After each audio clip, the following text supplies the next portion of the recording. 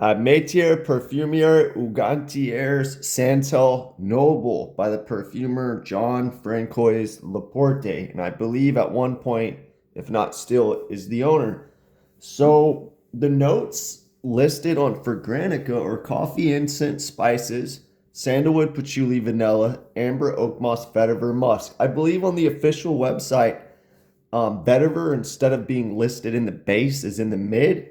And then the base, they list amber as gray amber. They still have oak moss. They take out the musk and then they add castoreum. So interesting. I mean, I would think the vintage one has castoreum more so than the modern one, I suspect. It shows that maybe listing castoreum is now um, preferable. Maybe it sells, and I feel like it would. I feel like when I see notes listed, animalics, sometimes they're expensive. So if they list them, maybe I'd be more inclined to try the fragrance.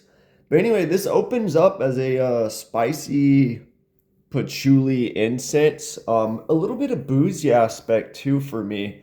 This fragrance reminds me a lot of niche ambers from that time period. I think this came out in like the late 80s. It smells, or even earlier, it smells like older diptychs, ambers. It kind of has a Frederick Mall's Nora Peace vibe a little bit. A little bit, of course, this smells a little more vintagey.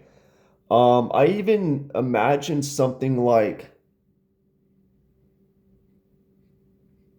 I mean, not exactly, but if it wasn't a sweet and boozy, and if you cranked up the incense, cranked up maybe the castoreum a little bit, added a bunch of labdanum, you'd have something like Le Lion by Chanel.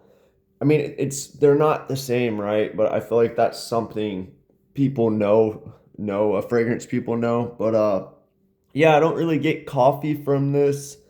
I mean, it's just a good amber from around that time period. It doesn't These ambers, they don't smell dated to me, right?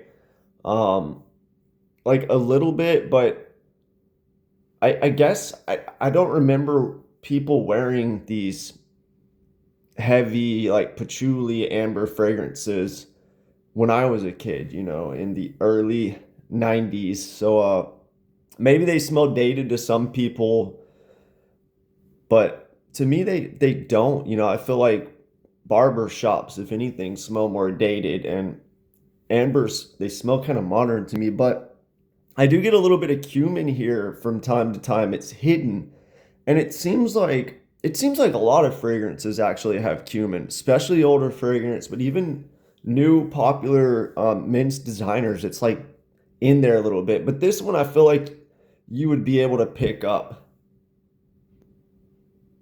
at times if you weren't even thinking about it. But like right now, I'm not getting it. But there is, I mean, it lists spices, so I'm assuming there's probably some cumin in here.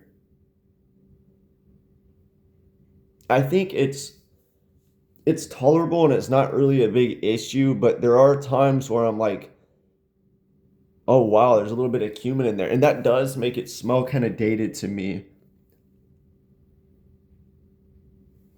The oak moss musk, it's not a big deal for me, but maybe on the dry down, you kind of get that a little bit, but it's a combination I'm not really a fan of.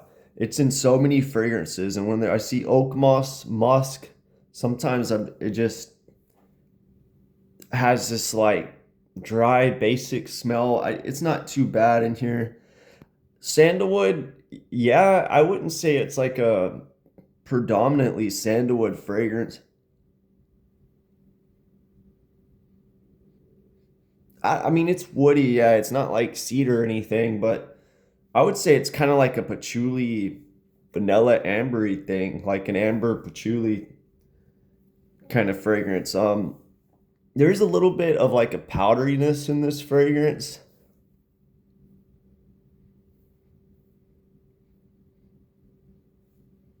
but it's smoothed out. Maybe I don't get too much vanilla. It's smoothed out that powderiness. It's not. sharp like Historia Perfume's Amber 114. That's like a real sharp powdery amber. Whereas this